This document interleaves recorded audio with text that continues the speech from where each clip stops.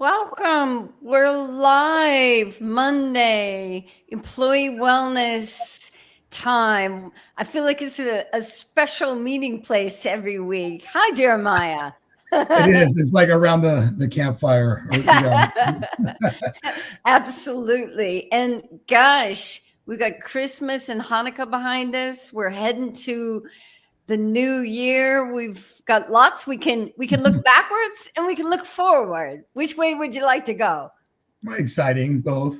And the reflection that Chris and I had a call earlier today, and we are talking about a new client that we're going to be bringing on board on the employee wellness side, and just offer some time for reflection, certainly on that. But this live stream and our commitment to you guys, our team, of showing up on Mondays, talking about what matters, right? Metabolic health is what matters. Talking about the real things, here in employee wellness centered. So, looking forward to what's coming ahead this next year, Krisna, but also this session here. And bravo, awesome last session with Jan. That was incredible.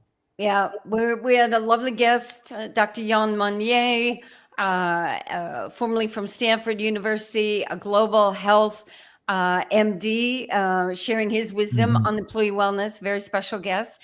I want to bring up also, as we must every session, our medical disclaimer that our conversations, our guests, anyone that we have on our live streams here, that this is for education, empowerment, and we hope a little inspiration, but it is not medical advice. If you're wanting to talk to one of our team members about personal medical advice, the way to do that is to reach out to team@ifixhearts.com. Onward we go to let's talk a little bit about, well, we just spoke briefly. We had Dr. Monnier on here. We've talked to nurse practitioner Lisa Simmons here. And we've had a lot of interaction from various employees in terms of what they're looking for in employee wellness programs. We'd love to hear from those again. We'd love to hear also from any of you who are employers. Please put your comments in the chat and we'll dig into those. And our overall theme for today was thinking about how do we lead by example? And whether that's on the individual level. I'm obviously a part of our metabolic health coaching team at the Ovadia Heart Health group. And we have a lot of conversations. People are making changes on their health, might be struggling to get other family members or friends to prioritize their health. That same thing happens in the workplace. Some of us might be really enthusiastic and really prioritizing what we want to focus on in terms of health, and others not ready, maybe. What are your thoughts on that, Jeremiah? Well, that's the concept. I think it's been strong and resonating through all of our sessions. Really, the eat your own dog food, lead by example concept. Like the leaders, eat last, but at the same time, you guys need to get behind this and push it right every step of the way. Certainly, when launching an employee wellness program and sustaining it, but yeah, the leadership, the leadership component drives that momentum for sure.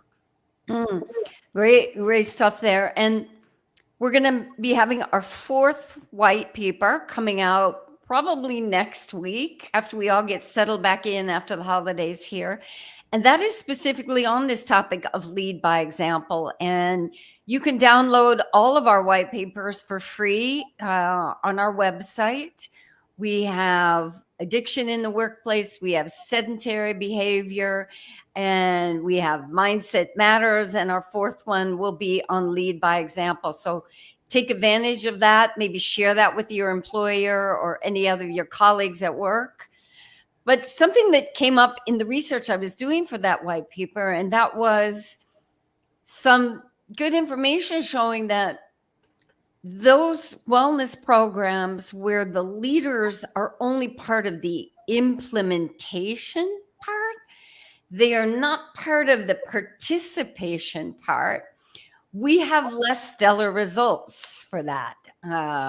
What is it? So that translates basically, if you're just asking people and putting it on paper, does not have the same effect as you're actually doing some of the components of the program. And this is something we wholeheartedly believe in. And one of the comments that you see and hear, and I put this in our white paper, was that many managers or leaders say, well, I don't have time because I'm a leader.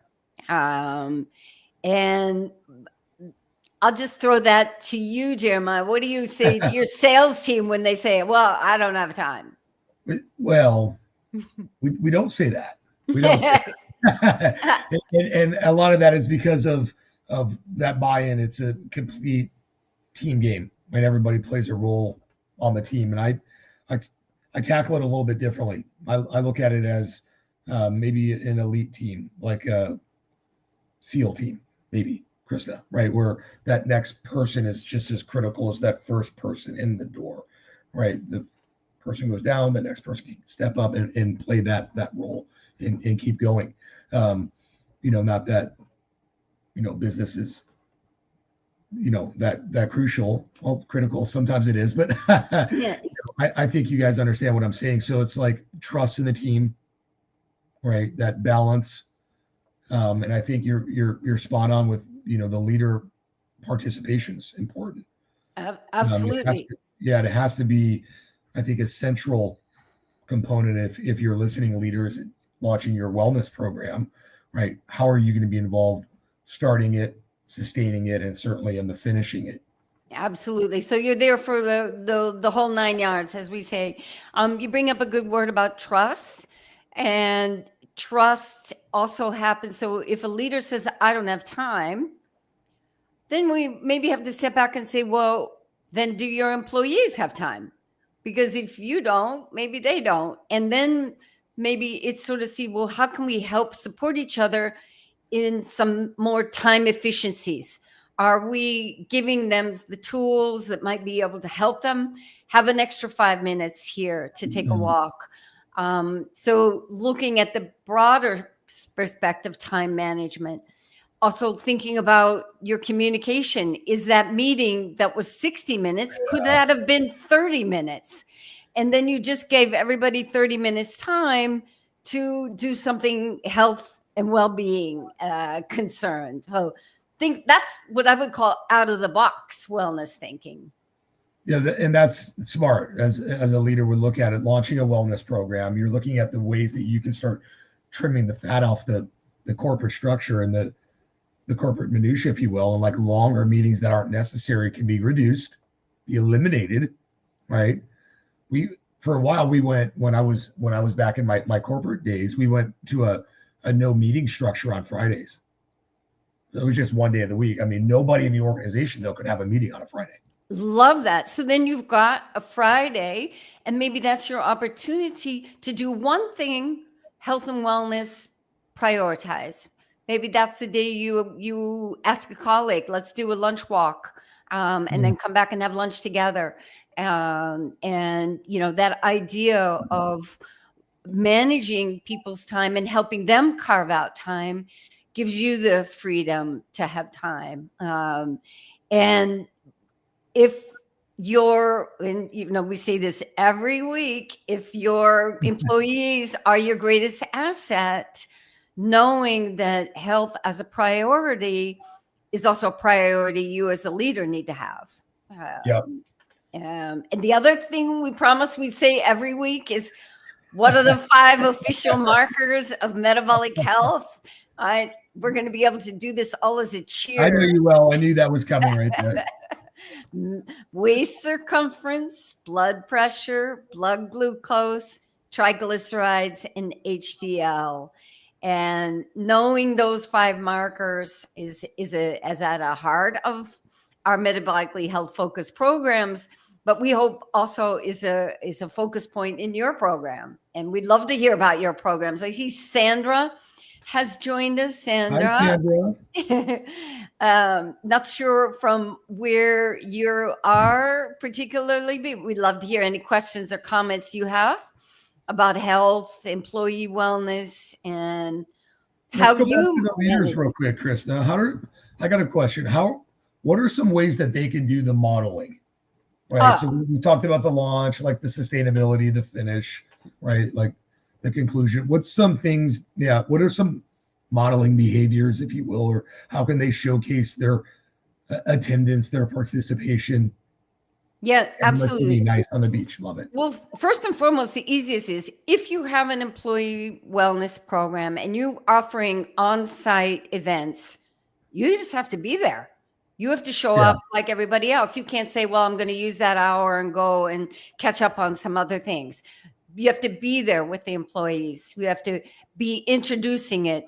Many success stories about role modeling we have, in our company in leadership meetings. Maybe that's a chance where you do a 5-minute power walk with your team out But we do around. the leaderboard too, like the monitoring board also, and the leader would be present there. Some organizations are doing that, some aren't. Okay, I like that. Yeah, absolutely. We've talked about as we're metabolically focused, we're looking for, good whole foods options. For instance, if you're going to bring things into the break room as a leader, are you bringing in some maybe meat sticks or a home cooked dish, as opposed to picking up some donuts at the drive-through, that you show and demonstrate that you believe in this idea of whole foods within the workplace. And another way to role modeling is, you've got your gym bag there, you're off to work out, or you just came from there either before work or you're doing something at lunchtime. That demonstrates that you're you're drinking the Kool-Aid as well. Nice. One of the leaders that I work with, Chris, they do a company meal monthly, and they're already doing it. I would say they're pretty sound in their practices. She's up the ante though a bit, and it's made it a very healthy meal, and publicly talked about why that's important in that movement. And if you're doing that, team, if you're feeding, like leaders, if you're feeding your people, yeah, that can be a good start right there. Absolutely. Something that we talk about within the different organizations, because everyone has a different budget for life and for health, is always making sure that the individuals that are working for you, that the things you're offering them are within their budget. Especially if you're helping them to promote, maybe there's a weekly gathering of what things are on sale at the various stores in your area, where they can take advantage of good food, but within their budget. And those are just the small ways. But the first and foremost is your activities are not just for your employees, but those activities are for you as well as the leader. Yeah, terrific. What would you say to the team member, to the employee that's listening to us talk about like leaders? One, I would say you are a leader, so don't forget that. But two, I think there's ways to talk about this, guys, in the workplace, and like with your leadership. Like, how would they approach their leaders, Krista, about eating their own dog food and being healthy and wellness in the workplace? Yeah.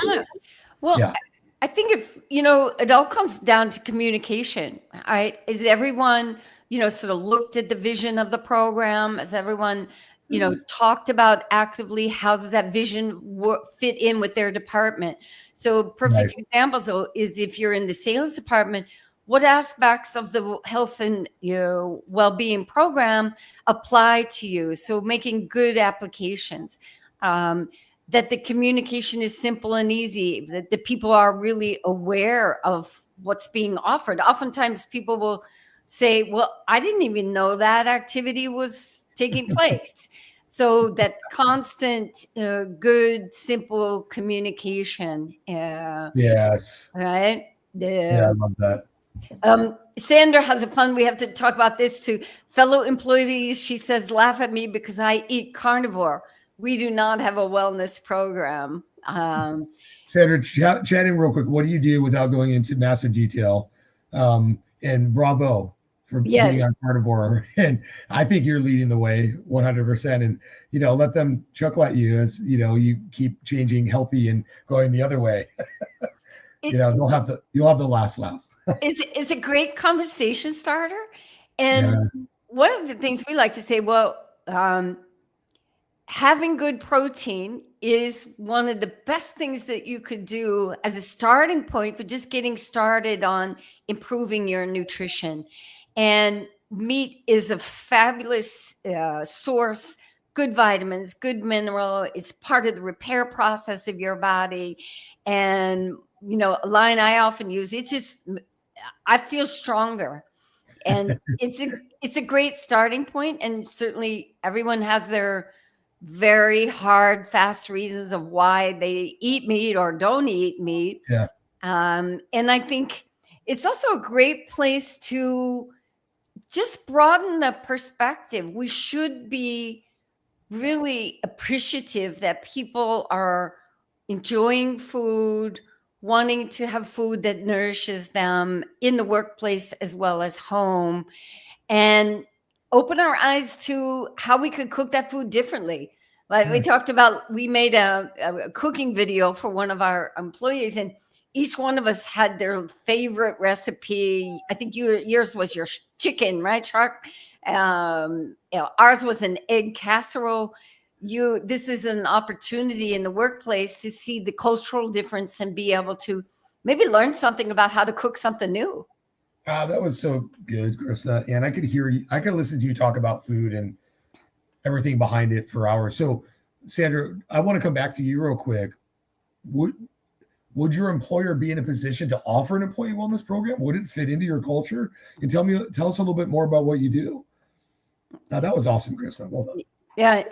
And the protein piece connects us to the metabolic health, because protein is a good source that's going to help improve our metabolic health. And while we wait for maybe a little more info from Sandra, I think, how do you build, you mentioned trust.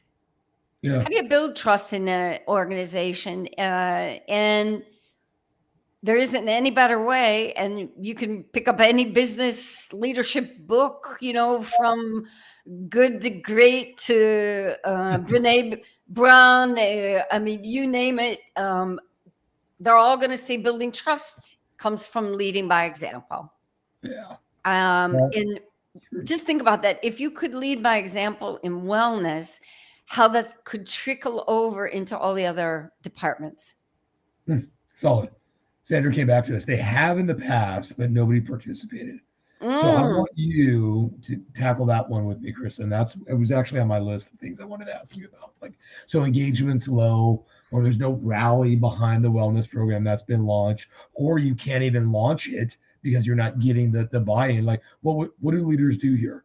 Yeah. First, okay, cool. A lot of wellness programs in the past and originally are what we would call disease management based.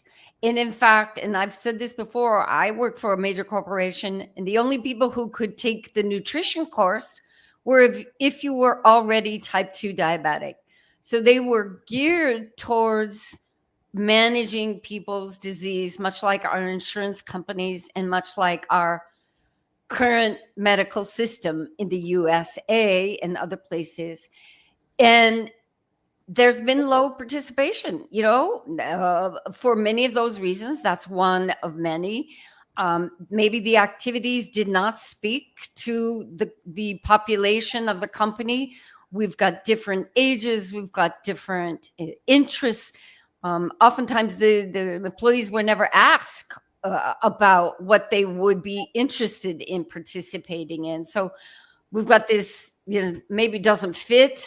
That communication piece again. Disease management model that is not attracting a lot of people. And the third piece will often be wasn't much communication around it, and many leaders didn't participate themselves. So there's lots of ways that the wellness program can fall through the cracks. Gotcha. And Sandra, keep leading by example. Absolutely. Right. Well, the more carnivals we have in the break room, the more that the fun entails in the conversation. But it's a great point that Sandra brings up about the lack of participation. And that's exactly where we wanted to talk about with this leading by example. And they had many, I can tell you, a lot of wellness programs did things like Biggest Loser, and very short-term thinking orientated. And that's why we're trying to sort of break the ice on wellness programs that are metabolically health focused and really concerned about those metabolic markers and not a short-term success story of a weight loss challenge. Nice, Krisna. And Sandra, thank you. You came back with a little bit more. The program in the past was basically weight loss focus with a remote coach. Okay. Yeah. Gotcha. Basically what kind of Kristen was hitting on right there. Yeah, I like the way that we combat that. And we come at it very physically, Sandra, just to give you a little bit more about us. We show up in person and spend literally days, with the team and with the leadership, teaching and coaching, and then bringing accountability and follow-up through ongoing communication, group work, really. And Sandra brings up a great point, because the scale is one measure. Weight is a measure. It is not the measure. And we come from a premise of you have to get healthy before you lose weight. And beyond that, not everyone needs to lose weight, but they might need some other support tools in becoming more vibrantly healthy.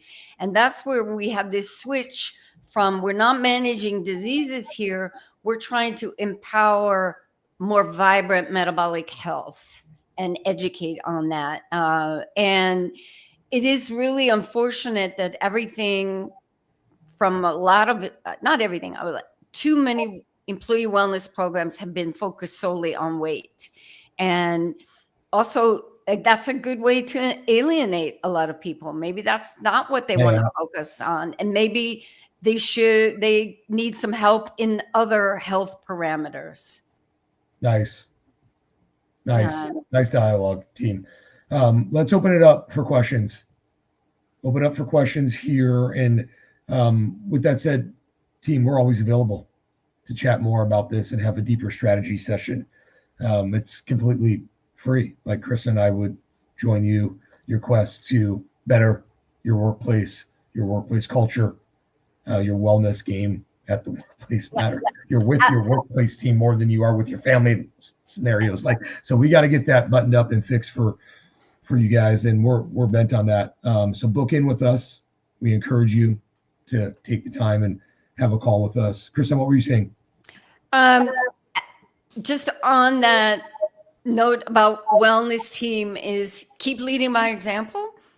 Mm-hmm. You never know, the more people who have that conversation, the more maybe your employer will be willing to try something new. And it always starts with one, just like in any committees, it's one meal a day, one, event a day. But people are going to be inspired by seeing others take charge of their health. Nice. So you're welcome, Sandra. Thank you too. Keep leading the way. Absolutely. Keep going, Sandra. Well, we're almost coming up on the end of our time. We will be having a little New Year break next Monday. We will be back at it on the 13th of January for more employee wellness conversation. Please reach out to us also too, if you've got questions, topics you'd like to hear from.